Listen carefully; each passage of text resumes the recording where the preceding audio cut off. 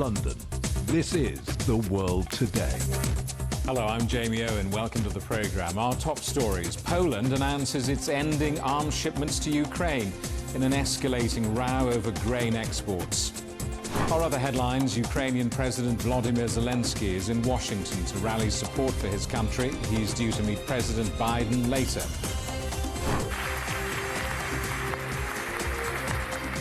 A standing ovation for King Charles as he becomes the first British monarch to address the French Senate.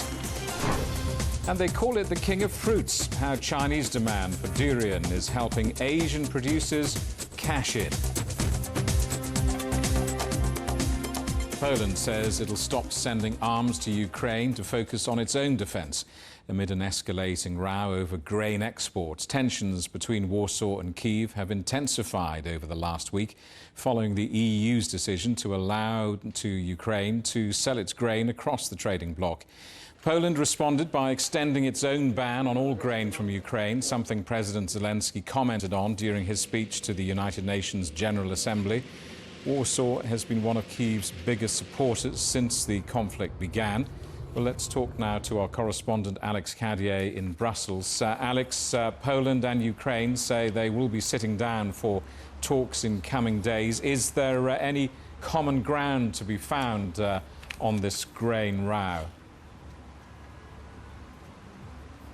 Well, it's certainly a tense situation, Jamie. There's been a phone call between the two agriculture ministers from both sides. The readouts from both are a little bit different, actually. Ukraine saying that there has been a constructive discussion already between those two ministers and that Poland is showing positive signs towards finding a resolution, towards accepting elements or the entirety of Ukraine's proposal for this particular issue. On the other side, the Polish Agriculture Minister, Robert Telus, saying we're always ready to talk, but invariably the interest of Polish farmers is the most important for us. Now let's go back to the beginning of all this. It's about this earlier this year, around March, April time. A lot of 5 different EU countries complaining that Ukrainian grain was coming into their markets and really threatening their farmers' livelihoods. That was the crux of that issue. Then they struck a deal with the EU to ban the import of Ukrainian grain to their countries, and that deal lapsed last Friday, last week. And so you had individual countries imposing a ban on Ukrainian grain, Ukraine responding with a lawsuit at the World Trade Organization, basically trying to contest that decision, calling it illegal. Now that is the situation as it is. It leaves the people in that building behind me in the European Commission in a bit of a bind, but certainly there is a hope that Ukraine and Poland will be able to resolve this issue bilaterally. Poland not alone, of course, with its concerns over its farmers and exports, and not the only EU country with elections coming up that might cause some tension for Europe's united front on Ukraine. Yeah, you're absolutely right. Poland, Slovakia, Hungary, Bulgaria, Romania, those were the countries. Bulgaria, Romania have not put their own bans in place, but Slovakia, Hungary and Poland all have. We have the Slovakian elections on the 30th of this month, and then just a week after that, Poland will go to the polls. And this is, of course, for a domestic politician hoping to be re-elected, hoping to get the support of their farmers. That is a really serious issue, and that is part of the reason analysts think why this dispute is happening, why the escalation has happened just in the space of a week. Now, we heard from one of the leading candidates in the Slovak election, Robert Fico, who is a former Prime Minister of Slovakia, talking about the tensions with Ukraine and Slovakia, talking about Russia's invasion of Ukraine and saying we are a peaceful country, we will not send a single round of ammunition to Ukraine. Now, that would be a sea change, a dramatic shift from Slovakia, who has been a very supportive partner for Ukraine. We're seeing that message from Poland saying that they will also cease sending arms to Ukraine. Now, some Polish analysts saying, well, actually, that's not exactly what Poland said. They said that they have no more post-Soviet equipment to send to Ukraine. They have run out. So a little bit of nuance there. But again, certainly tensions that we haven't seen before. Now, NATO officials say even if a country like Slovakia had an overwhelming victory by Robert Fico and his party takes charge in that country, first of all, that's unlikely because it seems like a coalition may have to come out of those elections. But secondly, Slovakia has been a small contributor to Ukraine's defense, and so it won't necessarily change the whole dynamic. But certainly those tensions, those escalating tensions, will be a concern across the EU. Alex, thank you for that. Our correspondent Alex Cadier in Brussels. Well, Ukraine's President Volodymyr Zelensky is in Washington to seek continued support for his country. He's expected to visit the US Congress and the Pentagon and also meet President Joe Biden at the White House. His trip comes a day after he denounced Russia at the United Nations, calling for an end to Moscow's veto on the Security Council. Russian Foreign Minister Sergei Lavrov was not in the chamber during Zelensky's remarks. Well, let's talk to our correspondent John Terrett, watching events for us at UN headquarters in New York. John, what was the fallout from Zelensky's speech at the UN Security Council? Well, you know, Jamie, we thought that Ukraine would dominate this General Assembly, and now we can say 3 days in that it surely has done, and it will do, no doubt about that. The image alone of President Zelensky sitting around the famous horseshoe table in the Security Council yesterday is enough to make history. It's garnered all the front pages this morning, or most of them, and certainly plenty of television coverage as well. But of course, it goes much further than that, because what I couldn't report yesterday, because I didn't know yesterday, was that while he was speaking, the Russian ambassador was paying zero attention whatsoever and looking at his cell phone. And then later, when Lavrov, who's the foreign minister, was speaking, the Ukrainian delegation were doing exactly the same thing. And what I also didn't know yesterday, but I know now, is that there was that pushback at the beginning when Vasily Nebenzia, who is the Russian ambassador to the United Nations, was appealing for the meeting to be cancelled, saying, look, it's not fair that you're giving such prominence to Zelensky. You should not let him speak at all. Cancel the whole thing. And there was an extraordinary moment when Edi Rama, who's the Prime Minister of Albania, who was chairing the meeting, said to Vasily Nebenzia, well, you could stop the war, then he wouldn't speak at all. I mean, that's going to go down in the annals of UN Security Council history as one of the great moments and great comments. Now, as you said rightly, there was no Lavrov-Zelensky together in the same room in the end. Zelensky accusing Russia of a criminal and unprovoked aggression in Ukraine and calling for the veto to be suspended, that Russia still has, of course. And for his part, Sergei Lavrov saying that the West was teaming up with Ukraine for selfish geopolitical interests. Now, later in the day, what you don't know is that Zelensky then went to a party last night at the Ukrainian mission that was hosted by JP Morgan Asset Management, one of the big banks here, and that was to fundraise for rebuilding Ukraine. Earlier in the day, after leaving the UN, Zelensky met with Mike Bloomberg, the former mayor of New York City, and also Larry Fink, who heads up one of the biggest financial houses on Wall Street called BlackRock. Now today, at this moment, he's on Capitol Hill in Washington, D.C., where there is real pushback, a real movement growing to somehow stop this conflict, as soon as possible, and certainly from many people's point of view in Washington, D.C., to stop the funding that is going over to help the Ukrainians. Later today, at 3 p.m. local time, which I think is 21 GMT, he will be at the White House with President Biden. And you will remember 2 days ago, President Biden was here appealing to world leaders to side with the US, the EU and NATO, and to not side with Russia.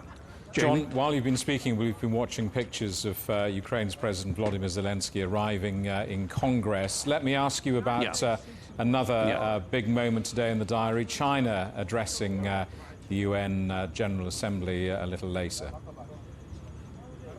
Well, this is going to be Han Zheng, who is the vice president. He's here representing President Xi this year. President Xi, of course, has not been to the General Assembly for a couple of years, although I remember he did make virtual contributions last year and the year before.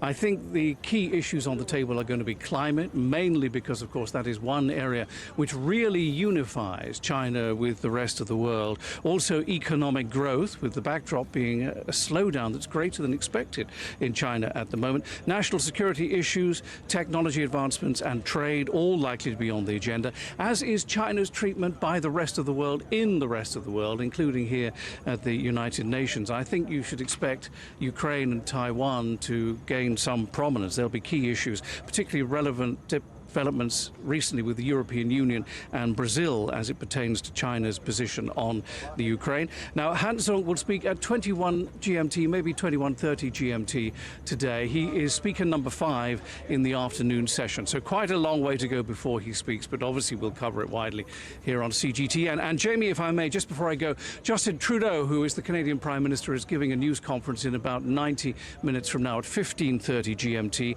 It's quite likely, I think, that he will talk about this unprecedented diplomatic spat that is now going on between Canada and India over the killing of a leading Sikh leader in British Columbia. That was back in June. Jamie? John will speak later. For the moment, thank you. Our correspondent John Terrett at UN headquarters in New York. Ukraine says Russia has carried out its biggest missile attack in weeks, killing at least 2 people in the city of Kherson. Several other cities, including the capital Kyiv, came under fire in overnight strikes, which targeted energy infrastructure, leaving large parts of the country without electricity. President Zelensky said Moscow's assault underlined his country's need for more air defences. Well, let's speak to our correspondent, Megumi Lim, in Kyiv. Megumi, what more can you tell us about these overnight strikes? That's right. As you say, the wave of Russian missile strikes last night was one of the biggest in recent weeks, targeting regions all across Ukraine, including central Kyiv, where I could hear explosions in the early hours of the morning, where Ukrainian air defenses were working hard to try to shoot these projectiles in the sky. And these missiles appeared to try to change their trajectory repeatedly to try to evade these Ukrainian air defenses. But the Ukrainian Air Force said that out of the 43 cruise missiles that were fired by Russia, 36 of them were shot down by Ukrainian air defenses. However, about 20 people were injured as a result of these attacks overnight, and 2 people also died as a result of these airstrikes. One of the highest numbers of injuries we saw came from the central region, Ukrainian region of Cherkasy, where there were reports of people being stuck under rubble, and the emergency services published a video actually showing their rescue operation, where there was a video of a man being carried out on a stretcher as a fire blazed in the background. This missile strikes also is considered one of the first missile strikes against the Ukrainian energy grid in 6 months. Russia has not done so in many months, but it appears that Russia may have begun, or at least is preparing to launch their campaign of attacking the Ukrainian energy grid in the aim of trying to cripple Ukraine's energy system ahead of the fall and winter months. This is a tactic that they have employed before last year in the fall and winter months. And this year, Ukraine is expecting Russia to again repeat a similar kind of attack on their energy system. Megumi, thank you for that. Our correspondent Megumi Lim in Kyiv. You're watching CGTN. Still ahead, Greece's largest union begins a 24-hour strike over changes to labour laws. We're in Athens next.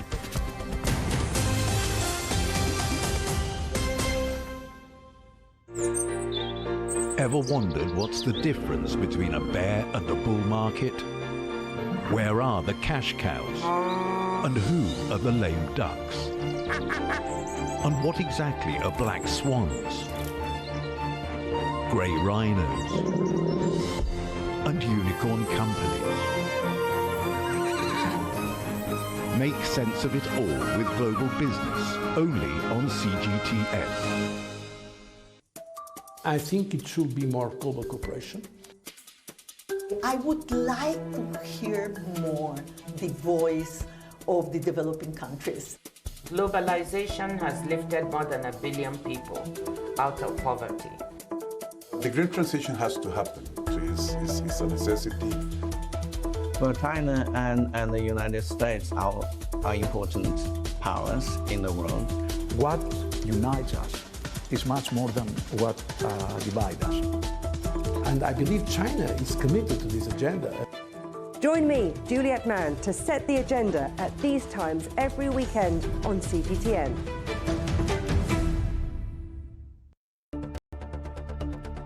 Events have consequences. Words create impact. One more offensive in a long line of battles that's been ongoing for more. Just got to be careful here with some gunshots. Excuse us, excuse us. The world today matters for your world tomorrow. The number of casualties is growing quickly. Why, this is one of the hardest hit towns in the region. The world today, every day on CGTN.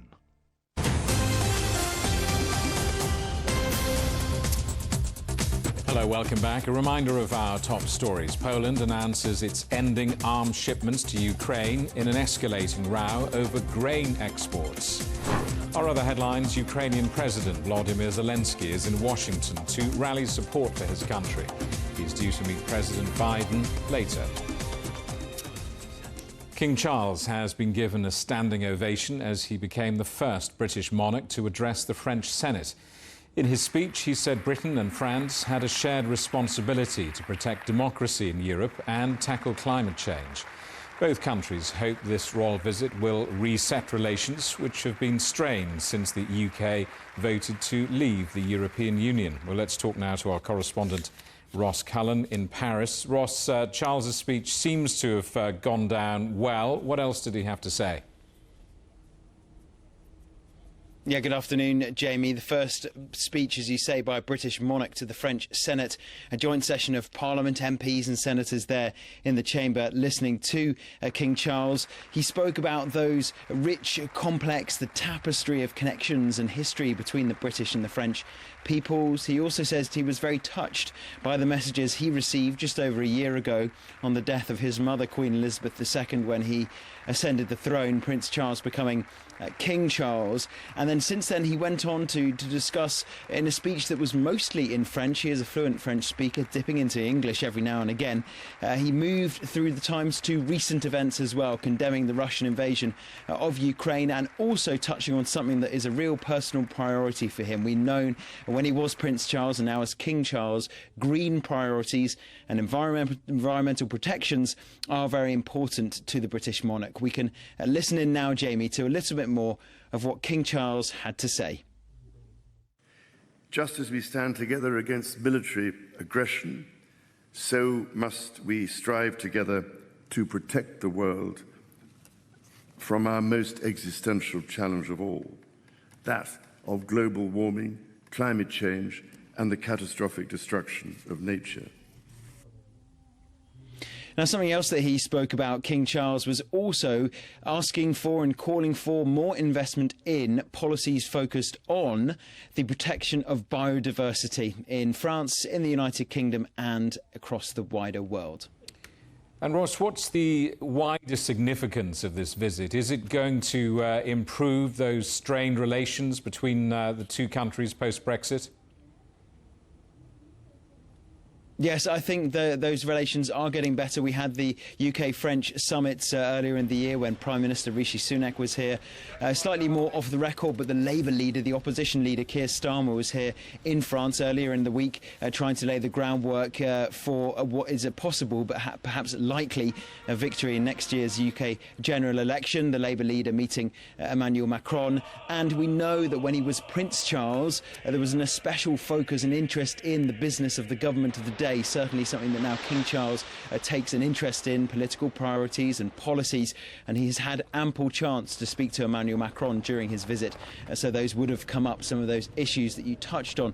It's been very pally today, I would say, Jamie. We had Queen Camilla and Brigitte Macron, the French president's wife, playing ping pong earlier, and they've been ducking in and out of umbrellas trying to dodge the rain. It's been a stop-start tour. They've been going up to the Basilica in Saint-Denis, where French kings of old are buried. There was the speech to the Senate this morning. They went to a flower market, touring Notre Dame to see the reconstruction efforts. One thing that's interesting also, when he was Prince Charles and now King Charles, infamously, doesn't have lunch. So that was a bit of a surprise, because having lunch is certainly a French national institution. But there will be a chance to dine later on their final part of their trip in Paris, because tomorrow, Friday, Jamie, for the final day of their 3-day state visit here, King Charles and Queen Camilla will be going to the southern city of Bordeaux.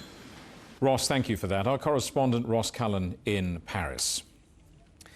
Protesters in Armenia have called for the Prime Minister to resign, saying his government failed to support ethnic Armenians in the Nagorno-Karabakh crisis. Demonstrators say separatists in the breakaway region were forced to surrender to Azerbaijan after Baku launched a military operation earlier this week. Nagorno-Karabakh is internationally recognized as part of Azerbaijan, but is home to a population of ethnic Armenians who declared independence in 1991. India's foreign ministry says it has suspended visa services for Canadian citizens due to security threats to its staff and its consulates in Canada. Tensions flared this week after Ottawa said it was investigating credible allegations linking India to the murder of a Sikh separatist leader in British Columbia. New Delhi has rejected those claims, calling them absurd. Thousands of public sector workers across Greece are staging a 24-hour walkout over controversial government plans to overhaul labour laws, which they say would make for barbaric working conditions.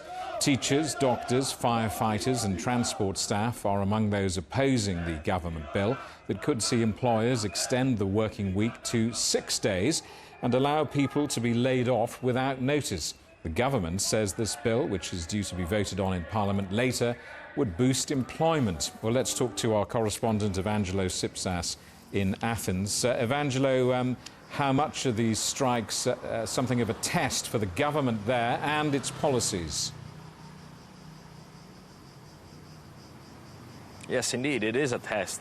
Though it is only the first such protest that took place this year after the re-election of Kyriakos Mitsotakis' government in June.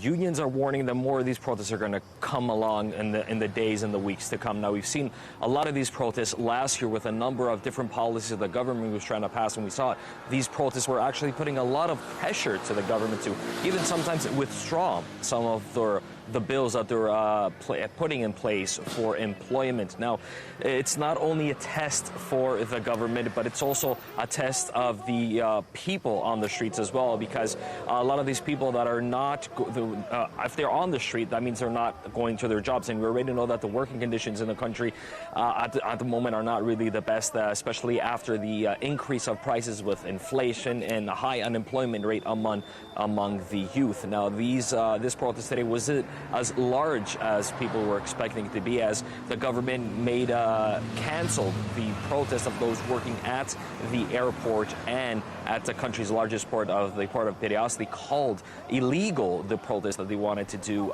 in those parts of the country, and that's why a lot of those people working in the sector, either in the port or the airport, were actually had to go to work. Now, they have come out with a statement saying that the government is pushing them to work over hours, as the new bill that is being introduced, it will, as you mentioned, actually, they're describing it as being barbaric and bringing back these draconian laws for workers. They're saying that it's going to take their rights of working the 8-hour shift and 5 days a week. The government says the bill is going to be voted on in Parliament later. What's your hunch? What are we expecting, do you think, from the outcome of the vote? I mean, we've already seen a lot of tension in Parliament with the Minister of Employment, Adanis Georgiadis, attacking pretty much the, quote in quotation, verbally attacking his opposition party from Syriza and PASOK, as they're blaming him of putting these laws into place and putting this bill in Parliament that is only going to bring less benefits for those working in the public sector. Now, he came back to say that what he's doing is actually not illegal, and he's providing more security for those who want to work extra hours to earn more money. Now, things have been before in the past. We're going to probably see this law to be passed, as the majority in Parliament is the New Democracy Party. And if they do, all of them vote in favor of the bill, it will pass. But as union workers are saying that if this indeed continues and it passes, then more and more protests will take place. I want to point out also that a number of firefighters were on the street, seasonal firefighters, that help with these wildfires that we experienced through the summer. Now, those only are seasonal firefighters. firefighters, and now coming October 31st, a lot of them will be dismissed from their job and have to go on unemployment. A lot of them are blaming the government of not taking them along and putting them on a full salary, a full-time job salary, and saying that the 400 euros that they're going to be receiving from welfare won't be enough, and that they're going to see more protests of them, but also other people that work on the country's first line, like first responders, like hospital staff, or even police officers. Evangelo, thanks for that. Our correspondent Evangelo Sipsas in Athens. Now, for some, it's something of a delicacy. Others aren't so keen on the rather distinctive smell of the durian. Mostly grown outside the country, the fruit is widely popular in China. Now it's become easier to get hold of because of improvements in the supply chain. Our correspondent Jung Song-woo reports. Considered the king of fruits in some parts of the world, the durian is distinctive for its thorn-covered rind and a strong aroma. Though some find the smell off-putting, many love the unique and creamy taste. I think durian is very tasty and it smells good. It's sweet and called the king of fruits. It also tastes glutinous. My family and I always buy it. It's cheaper now. The price used to be as high as about 40 yuan per half a kilo. A report released by the Hong Kong and Shanghai Banking Corporation last week says China accounts for more than 90% of global durian imports, a number that's reached $6 billion in the past 2 years. The price used to be about $10 to $14 per kilogram, but since May this year, it's dropped by about half, increasing the popularity of durian in China. To get a better understanding into the trend, we visited one of the biggest companies in China for Southeast Asian fruit imports, which sold 25 million durian in 2022. There are two main reasons. On the supply chain side, since China started the Belt and Road Initiative, especially the operation of the China-Laos-Thailand Railway at the new Western Land Sea Corridor, it has greatly improved our transportation efficiency and lowered the cost. We now also have more seaports in southern China rather than only in Hong Kong. On the other hand, the durian people enjoyed before was mainly from Thailand, but in 2022, Vietnam also started to export durian to China, which brings about positive competition.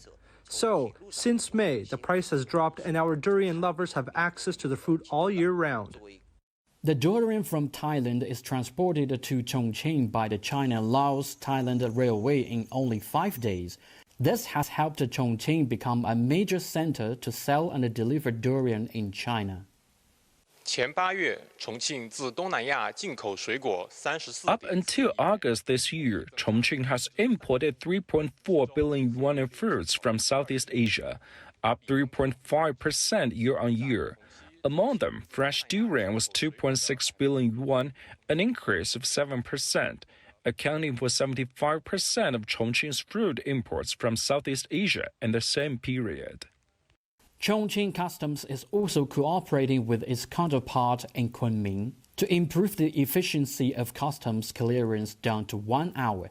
This is further accelerating the delivery of fruit from Southeast Asia to Chinese customers. Zheng Song, CGTN, Chongqing.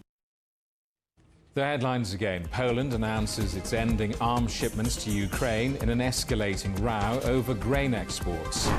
Our other headlines, Ukrainian President Volodymyr Zelensky is in Washington to rally support for his country. He's due to meet President Biden later. And a standing ovation for King Charles as he becomes the first British monarch to address the French Senate. And that is The World Today. Thank you for watching. There's more news on CGTN Europe's channel on the Telegram app, or scan the QR code on the screen to get stories and updates sent direct to your phone. We're back with more news at the top of this hour. Coming up next, it's World Insight. For now, from all of the team in London, it's goodbye.